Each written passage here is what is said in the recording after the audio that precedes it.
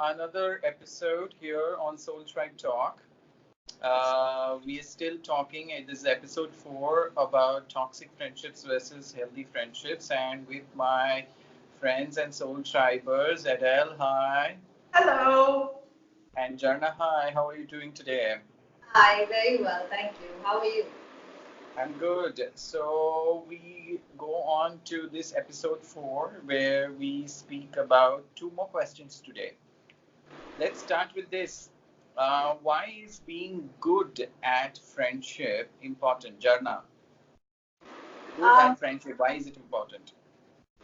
Friendship is important because most of the relationships that we have outside of our family relationships will either fall under acquaintances or friendship. And chances are you'll have a lot of acquaintances and less number of friends. And the few people that you do have in your life, it's for me it is important because my friends are my mirrors, and they are my closest mirrors because there'll be certain things I love about my friends, there'll be certain things that I may not like very much, and certain things that I will absolutely hate. So when I'm able to see this, and the thing is, when you're friends with people, right? Um, your friends tend to challenge you in a way that nobody else does because friends are the kind of family that you make, and healthy friendships is when you have a good open communication with them and you have um, like a trusted boundary setting that happens with them. So when they question you or when they challenge you, or even if they are just generally communicating to you, how they speak to you, how they respond to you can tell you a lot about yourself. And how you feel about a particular interaction with a friend can help you grow as a person. And also, I think Edel mentioned this in the previous video, we don't want to die lonely. So I think friendships are important, especially for that. But I think for me, it's they're my biggest mirrors. I'm able to understand a lot about myself simply by way of knowing who my friends are and knowing what my circle is. Because at the end of the day, a sum total of 5 people you hang out with is who you are, right? And it's it tells a lot about you as a person, who you choose to keep in your company, and how much of your life you're willing to share with other people. And I think it's just important to have friends because it feels like such a good relationship to have. You know, friendships are so important simply because. And yeah, I think I think they're my biggest mirrors. I think that's the biggest reason why it's important to be good at friendship. Because what you give is what you will receive, or at least you will know what you want out of life, if nothing else. And then you'll be able to make better decisions in terms of who you want in your life, who you feel like may not be integral to your life anymore, and you find a way around basic maneuvering in life, I suppose. So I think that's why it's important. What about you, Adele? Why is being good at friendship important? Being good at friendship is a talent, and not all of us are born with it. Like I wasn't born with it. I was born with an outgoing personality, but not good at the art of friendship. And the art of friendship means you have to be good at negotiation. You should be good at the win-win game because you don't want your friend to lose. You want to be in a partnership that has a common goal, because why else would you be friends? There has to be a common goal. You can't just randomly pick some, like the river Ganges, right? It's not like, oh, the river doesn't have a choice. I'm just going to dump this dead body in there. You know, I can't carry that kind of weight. And it's very revelatory about the person's character. I I'm attracted to people who can bring a new set of eyes. I can only see from my point of view, right? And if I'm good at the art of friendship, I can see through a different pair of eyes, a point of view that I am not designed to have. And you become stronger as a unit. So you are powerful when you are the master of the art of friendship. And I like being friends with powerful people. I like being friends with people who have a lot of friends. And not just friends because I go to work here and they're all my colleagues, so I'm friends with them. Or I do this one hobby, that's all the hobby I do, and I'm surrounded by these people, and then the tide of that hobby and the excitement of that hobby takes us and we're all friends there. No, I look for people. When you come across a person who has selective friends who are very different, different from education, different professionally, different in sexual orientation, different geographically, different from their experiences, different from their age brackets, it tells you a lot, because this is a person who is willing to be challenged from all those different points of view. So when you come across a person with a varied circle of friends, you know you're in the power of an alpha person, right? And it's a good guide as well when we do fall in love, hopefully very soon. Okay, for us to fall in love with people who are not just loners, or who have just gathered friends along with activities and along with work, but who have chosen friendships based on the qualities that they bring into their life. And that is the person we need to be rubbing shoulders with. And why is another point of view that I've come across very recently is I've developed better relationships with my mother and my relatives. These are people I haven't chosen, right? But they have been, I was born into this. When I'm able to become friends with different aspects of my psyche and developed the art of friendship, my relationship with my relatives, whom I did choose, became better. I am now a better daughter to my mother because I was able to be friends with her. And without the skill of friendship, I'm not sure I want a person into my life who doesn't have the skill of friendship. And it's easy to mask that skill by screaming excitement, gloss, glitter. But it just takes about a half an hour of conversation with a person to know whether they are skillful at friendship. It's like a job requirement for all relationships. Because if you're skillful at friendship, you'll be able to develop better relationships with your parents, with our siblings, with our existing tribe or new people that come in. It's a powerful, powerful networking tool. It's a powerful way of expanding yourself, and it's necessary. What about you, Avi? Okay, I think I have almost similar answer to both what you all have given. So, You I yeah. free. Copycat. So I feel friends are your chosen family. So you born into your family, you can't choose, but friends you can choose, and they can be a chosen family. And I think that is it can be so revelatory, it can be so celebratory, it can be so good for uh, you if you have the right chosen family of friends. And like Jharna was saying, I think a good friendship is like a mirror, and this is a mirror which you, for at least for me, I think my friendship with Edel and recently now with you, as it's been like a mirror, like which I haven't looked it at, or I was scared to look into that kind of mirror. So a good friendship can be that kind of mirror to you, a mirror where you've been scared to look into.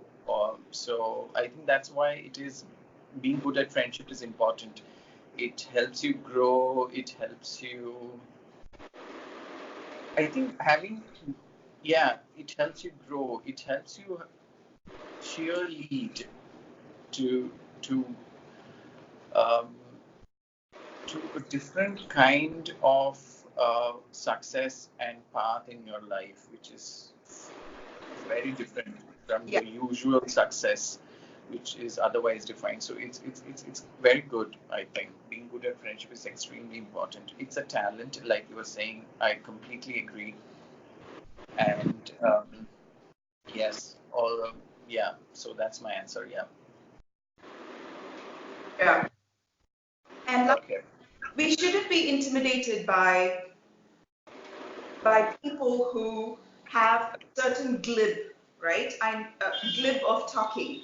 They have certain phrases, a certain personality, a largesse in their way of life, and we can get intimidated by it. The art of friendship, the talent of friendship comes with how geeky we are with our interests, basically. Interesting people have interests, right? Or you can be interesting by being a clown, whichever depends on your level of self-esteem. Low self-esteem people are loud and clownish and command a lot of attention in a room that they enter, and they will attract a lot of varied amount of people who find them amusing, and you'll be my hobby and I'll go back to business. And this is what I thought was friendship, because I was loud, I was boisterous, I was not intimidated by many things. I could get away with doing lots of stuff, and I gathered a flotsam, like so many, like lint, like you pull out a tissue and there's just lint in the air. That's how many friends I had, but I was a clown. I wasn't interesting. I exhausted myself by trying to appeal to a larger audience. I was a performer. I wasn't living in my life. When I developed the art of friendship, I understood that I needed to be interested in the things that I find interesting, which is reading, which is painting, which is crafts, which is not glamorous at all. And and you need to commit to your interests. And then you attract people who are close to those interests, where you don't have to try to appear attractive, where you're not exhausting yourself on the altar of friendship. Because it's not friendship otherwise, right? It's clowning, it's performance, then that becomes your profession. It's terrifying then. Now, I know that you can cheerlead me because you know I'm dedicated to the things that are interesting to me. And I can cheerlead you because I know how important that is to you. I'm not going to pull you down. You're going to go for a yoga retreat for 25 days. Go! Yes! I know how important that is to you.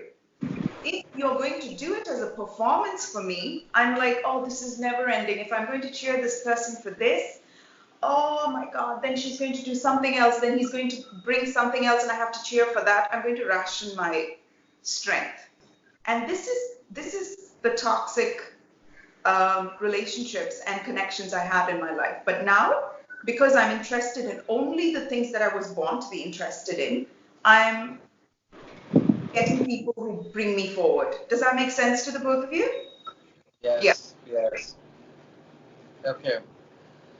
So, so with this being good at friendship, then which brings me to wonder, how do you look for new friends and create new friendships? Jharna, do you look for new friends? I know I and Edel, we're pretty awesome, but yeah. We'd be very offended if you're looking for new friends. At the moment, I'm not. Yes, good answer. You win full marks. I feel like, I mean, I used to have a lot of friends, like Edel was mentioning, right? Have a truckload of friends that you don't feel like you're connecting with, but they're just there and they're an accessory in your life, you're an accessory in their life, and it ends at that. And I think over the last few years, I don't think I've made very many friends.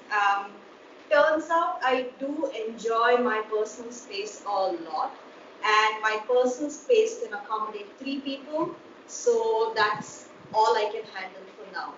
But if ever the need arises for me to feel like I want to go look for a friend, I will just do what I feel like in that moment to look for a friend. But right now, I'm really not looking for friends because I like the fact that I have three friends who I'm good friends with, and both of you guys I keep in touch with quite often, like almost every week now that we're doing the videos, and it kind of fills my cup. I don't feel like I need to go looking for something more. And yeah, so right now I'm really not looking for friends, and I'm happy. Yeah, I can't more than this right now. More than this right now. Yeah. What about you, Adele? Are you looking for new friends? When we start looking for friends, they no longer become friends, they become targets, right? They become the hunted. So I'm not looking for friends, but I'm very, very open for new friendships.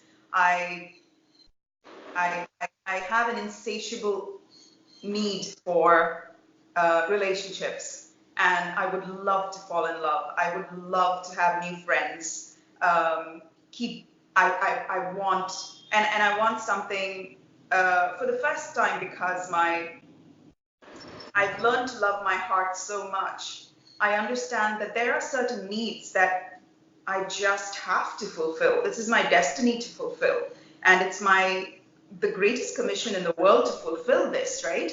And I'm not going to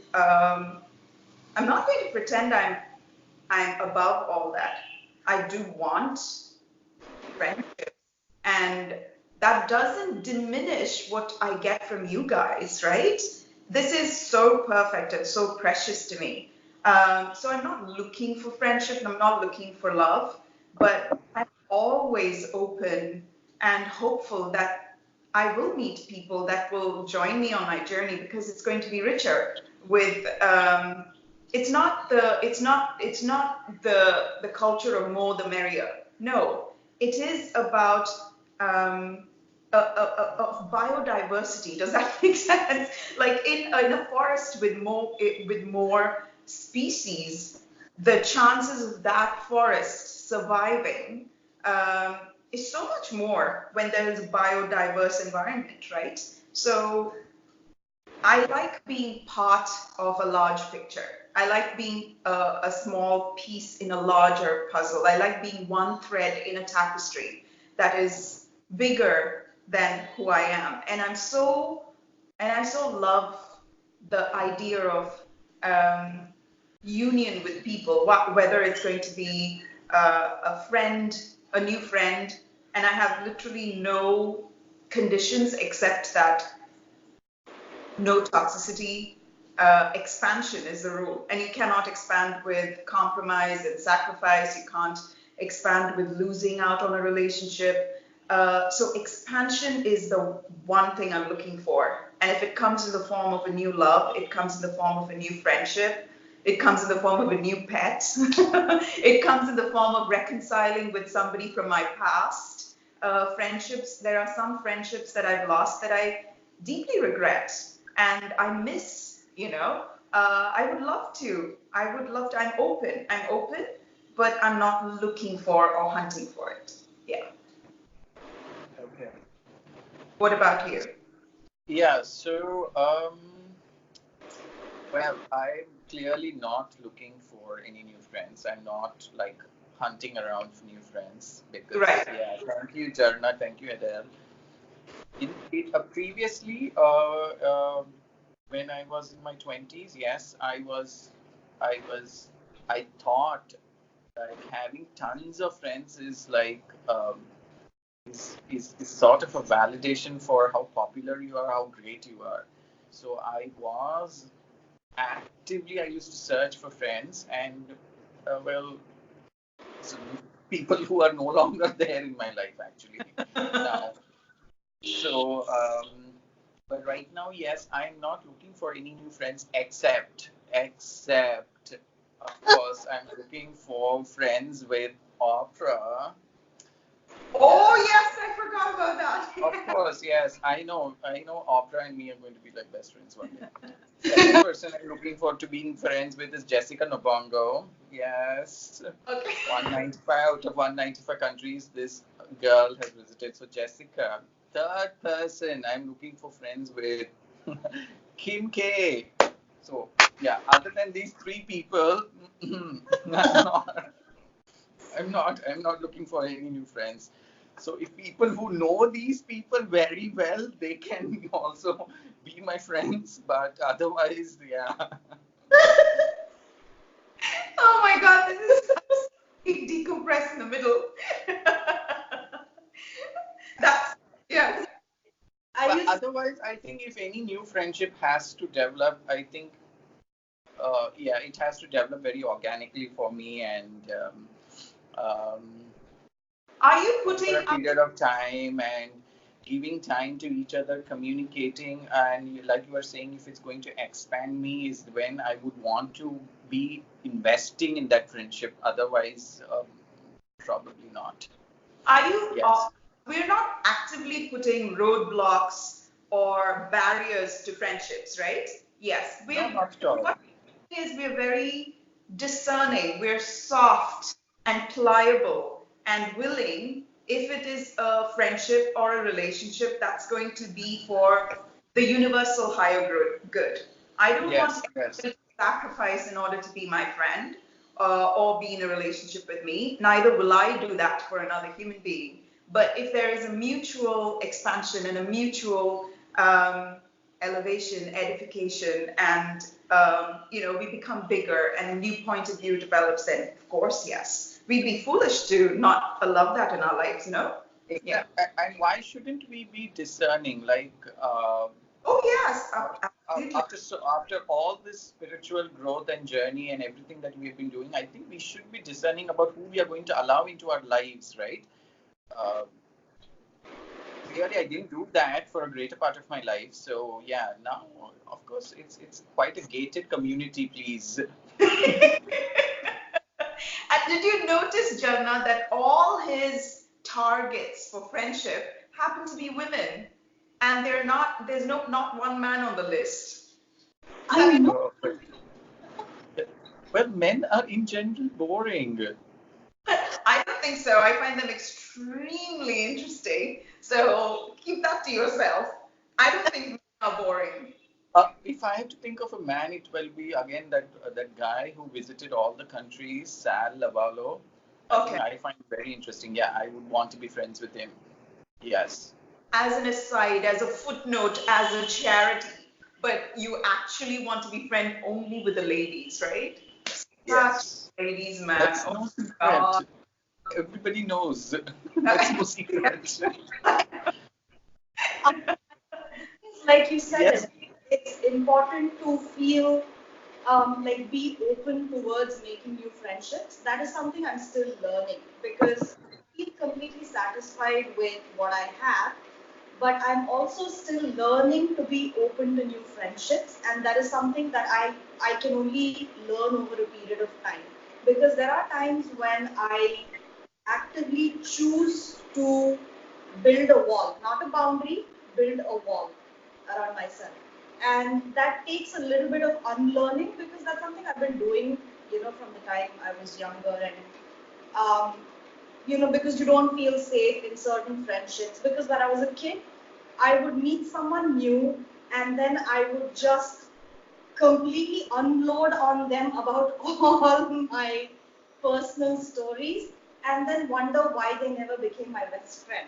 So, for me to be okay with the idea of letting a new friendship happen in my life or letting a new love happen in my life is going to sort of take a little bit of time just to sort of break that wall little by little. That is something I'm still learning, and if it happens, it happens.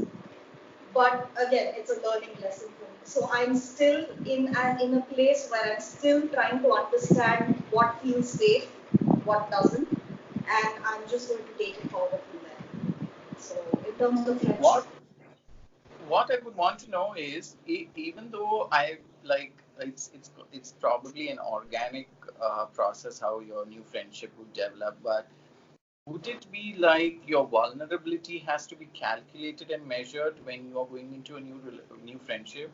Would that be it? the thing is, with my friendship with Edel, I mean, I've known Edel a little bit longer than I've known you.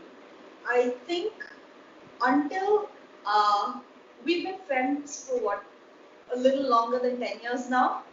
Until 2 years ago, I didn't realize we were best friends until she mentioned it.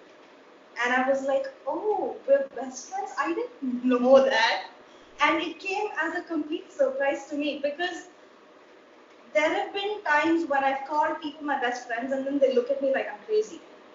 So when I felt that connection with Adele, and I didn't say anything, I just knew I liked hanging out with you. But when you said we were best friends, I was like, oh, okay, so it feels nice to have that reciprocated. So, okay, now I know this person is a little safe. It took me 8 years to get there. Okay, 8 years to get there. So for me to do that with somebody who's brand new, it's just going to take time. I take time when I open up to people, and sometimes it's glacial and people will never know what I'm thinking, also because I don't wear an expression on my face. People can't tell what I'm thinking, what I'm about to say, what I'm feeling.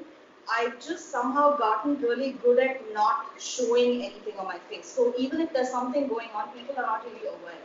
And for me to sort through that and let my walls come down, it's something that only I can work on. It's got nothing to do with anybody else. So just working through that, and then maybe I'll be a little bit more open to new friendships. Now it's more like a 70-30 kind of a chance. More friendship to friendship. And it's okay. I mean, it's who I am. It's how I function, and that's okay. And for whatever reason, this is my path to expansion. So it's fine. But yeah. So for me, it's still somewhat okay. I have to still figure it out. Adele, what were you wanting to say? I like see, we create from our subconscious and our unconscious, right? Our conscious mind is just an interpreter of what we assume is the story that's going on in our heads. And it would be a good idea to not believe all the stories, including stories about ourselves, right? Um, you are very expressive, Jharna, just not with your face. And you are extremely expressive, and it doesn't, and why do you need your face to add on to it? You're not going to become a Kathakali dancer. I don't think that is in your I know, right? So what is, that is not where you are, that is not your destiny. So when we are open and honest and vulnerable with ourselves, number one, because we spend time with ourselves the most, and second, when we are willing to look at our closest relationships as mirrors that reflect us and are willing to open channels of communication where they can give us their point of view about us, what happens is I integrate. There are broken parts of me like a mirror that's shattered and pieced together. Each one has a complete image of us, and we're all living together within this frame but shattered.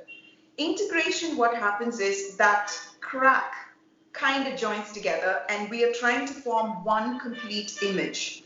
And in the completion of that image, and because we create from there, we create from our subconscious and our unconscious, and not from the stories and the consciousness of our head, we are going to attract good people, correct people. Till so far, we shouldn't technically regret any relationship that got lost, any friendship that didn't get, because when we are wrong within ourselves, we attract just as wrong people, right? That is not our destiny. And again, we shouldn't try to drag the people that have gone away. We shouldn't forcibly drag them into our lives to hold on, because they were not meant to be part. If you are expanded now, there's no point in going and dragging them from the past again. So, but at the same time, a person coming into our life anew, let's not put pressure on ourselves to be vulnerable, because vulnerability should be within ourselves, right? And then it just becomes a natural mother tongue. In the way we look, I suppose, in the way we our body language, in the aura. I don't know. I don't think my vulnerability with brand new people comes across as just through words or expressions. I see myself relating with my patients so much better now, simply because I'm more vulnerable with myself and my close relationships. So vulnerability is not a conscious choice. It's an unconscious, subconscious way of being, and we attract from there. All right. On that very Brené Brown note, so we come to an end of this episode, wherein I think new friendships are good, but I think we all now we are at a stage where I think we'll just take our time to figure it out whether it's really good for us or not. Yes. So thank you both. Thank you for your time, Edel and Jharna. You have been so wonderful, so lovely. And once I become good friends with Opera, of course, you all are coming with me too. Oh, thank you so much, kind sir. Thank you. Thank you. Yeah. You all are going to be there with me. So, yeah, on that note. How often you're putting up the videos, it's not going to be a surprise that you're going to be on both Brené Brown's channel and on Oprah's channels. Oh my God. Yes. Explode and splatter the walls, I tell you. Oh my God, he would just explode, Abhi. Oh. Okay, so thank you so much, and we'll catch up again for I think one last session on friendships. All Yes. right, thank you. Bye. Bye.